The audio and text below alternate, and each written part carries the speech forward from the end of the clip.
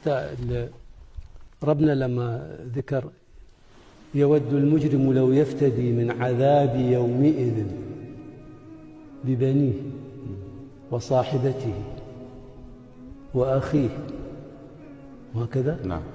ذكر الأب والأم وفصيلته التي تؤويه ومن في الأرض جميعا ثم ينجيه. ذكر الأب؟ لا.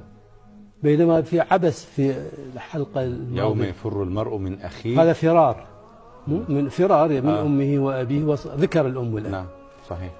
لكن لاحظ بالفداء يود المجرم لو يفتدي من عذاب يومئذ.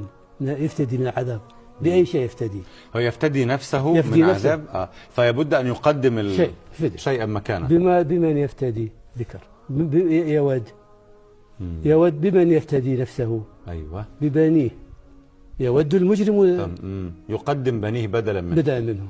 طيب. يود المجرم لو يفتدي من عذاب يومئذ ببنيه وصاحبته زوجته وأخيه وأخوه وفصيلته التي تؤويه، العشيرة مثلا. نعم.